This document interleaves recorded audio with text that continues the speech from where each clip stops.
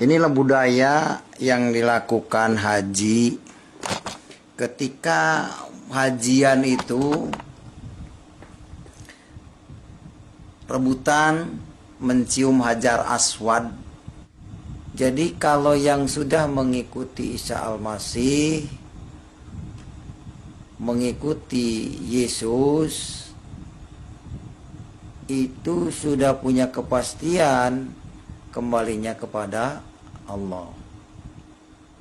Karena tertulis di Al-Quran.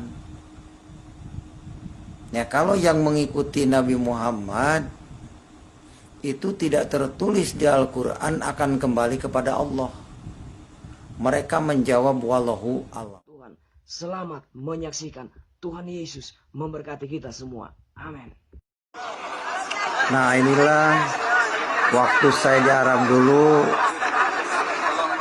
Waktu hajian nih cium batu Hajar Aswad rebutan kayak gini. Inilah budaya yang dilakukan haji. Ketika hajian itu rebutan mencium Hajar Aswad, mencium Ka'bah. Ka'bah itu batu. Hajar Aswad itu batu hitam. Hajar bahasa Arabnya itu hajar, bahasa Indonesianya batu. Aswadun bahasa Arabnya aswad itu, bahasa Indonesianya hitam. Jadi Hajar Aswad itu batu hitam. Nah, batu hitam inilah yang dijadikan tumpuan orang Islam beribadah. Pusat kiblat yaitu Ka'bah. Padahal di dalam rukun iman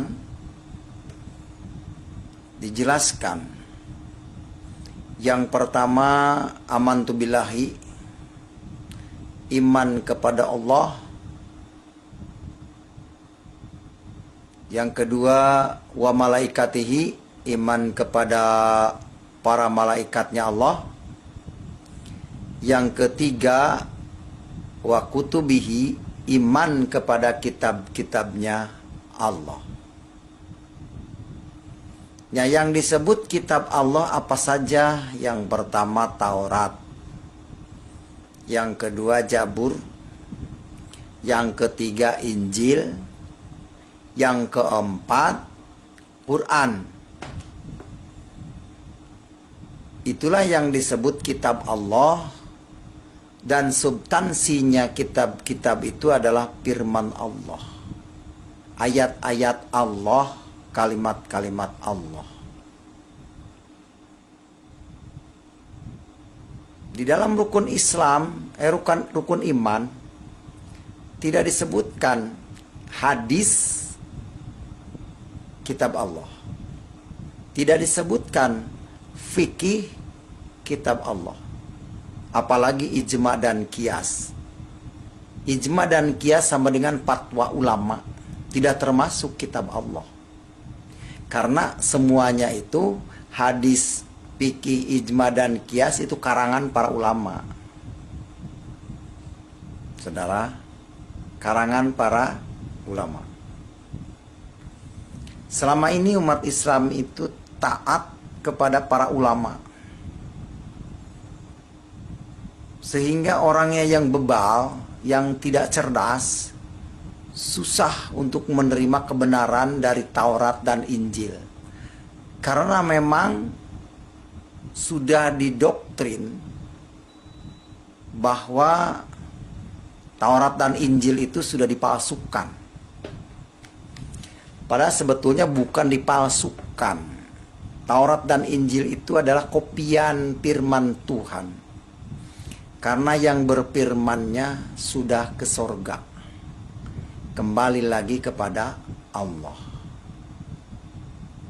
Di mana ayatnya yang mengatakan bahwa Isa kembali kepada Allah? Surat Al-Imran ayat 55 menjelaskan, id qallallah ya Isa ini mutawafika wa rafi'uka wa mutahhiruka minal ladzina kafaru wa ja'ilul ladzina tabauka fawqal ladzina kafaru ila yaumil qiyamah tsumma ila marji'ukum. Yang artinya, ingatlah ketika Allah berfirman.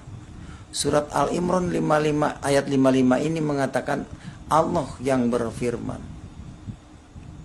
Kepada siapa Allah berfirman? Hai Isa, kepada Isa. Sesungguhnya aku akan menyampaikan kamu kepada akhir ajalmu dan mengangkat kamu kepadaku serta membersihkan kamu dari orang-orang yang kafir. Kalau melihat ayat ini, selain Isa dan pengikutnya adalah kafir.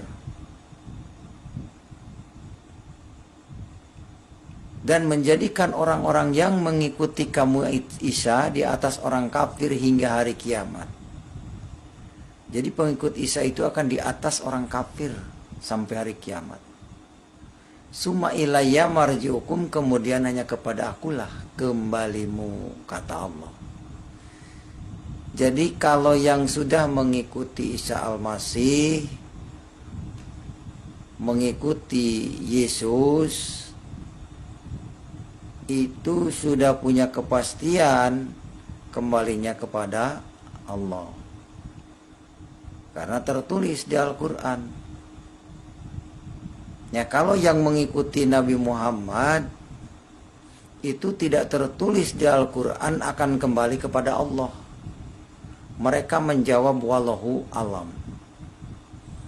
Karena apa? Di Al-Quran tidak tercatat nama Muhammad bin Abdullah. Tidak tercatat. Tidak ada nama Abdullah di Al-Quran. Tidak ada nama Aminah di Al-Quran. Jadi Muhammad bin Abdullah tidak ada. Muhammad sallallahu alaihi wasallam juga di Al-Quran tidak ada. Yang ada hanya kata Muhammad saja. Muhammad bukanlah bapak-bapak dari seorang laki-laki di antara kamu. Muhammad hanyalah utusan Allah, penutup segala nabi. Itu kronologisnya bagaimana bisa muncul nama Muhammad itu? Jadi di Al-Quran susunan rincian silsilah Muhammad bin Abdullah itu tidak jelas di Al-Quran. Oleh karena itu saudara, mari hijrah kepada Taurat dan Injil yang sudah jelas kebenarannya dan pasti benar, karena Yesus Isa Al-Masih adalah benar. Loh, apa hubungannya Yesus dengan Isa? Ya, Isa dan Yesus itu orangnya satu. Ya Isa, ya Yesus. Yesus dengan Allah orangnya satu juga. Sebagaimana dikatakan Yohanes 10 ayat 30, aku dan Bapa adalah satu. Jadi Yesus dan Allah itu satu, menyatu. Jadi yang menyatu dengan Allah adalah Isa atau Yesus. Sebab Al-Quran surat 50, surat Qaf, ayat yang ke-16. Wa nahnu aqrabu ilaihi min habli warid. Dan kami lebih dekat kepadamu daripada urat lehermu yang ada di tubuhmu. Jadi Allah itu dekat, menyatu dengan kita sebenarnya. Oleh karena itu kalau kita berasal dari Allah, kembalinya akan kepada Allah. Selama hidup harus menyampaikan firman Allah, kebenaran Allah yang ada di dalam Injil, mengabarkan Injil ke seluruh bumi. Amanat Agung Matius 28 ayat 19 sampai 20 itu harus dilaksanakan. Ya, mengabarkan Injil, kebenaran Injil. Yesus dengan Isa Al-Masih orangnya satu. hanya beda tempat, beda nama. Filosofinya begini, di Indonesia mah ada pisang. Jangankan di Indonesia, di Jawa aja udah beda. Di Jawa itu gedang, di Sunda itu cau. Pisang, gedang, cau itu sama-sama aja. Rasanya juga seperti itu. Di Indonesia ada pisang, di Arab nggak ada pisang. Yang ada mus. Mus, pisang, rasanya sama. Cau-cau juga, begitu. Jadi jangan terkecoh dengan bahasa Yesus dengan Isa Al-Masih.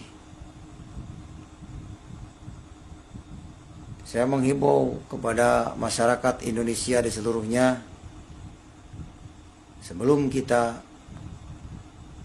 kedatangan Isa Al-Masih yang kedua kali, mari kita sudah menjadi pengikutnya, agar saya dan saudara menerima keselamatan, menerima syafaatul udma dari Isa Al-Masih. Muhammad nggak bisa memberi syafaat karena dia mati di Madinah, tidak bangkit lagi, dikubur. Bagaimana bisa memberi syafaat? Wong dia saja masih didoakan, Allahumma sholli ala Muhammad wa ala ali Sayyidina Muhammad. Dia saja masih didoakan, bagaimana bisa menyelamatkan yang mendoakan?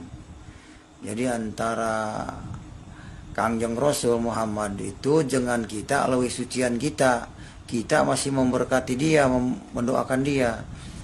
Gitu. Jadi orang yang butuh didoakan itu berarti masih butuh, masih kekurangan.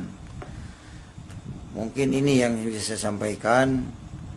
Sekali lagi, rukun iman yang nomor 3 adalah iman kepada kitab-kitab Allah, Taurat, Zabur, Injil, dan Quran. Bukan hadis.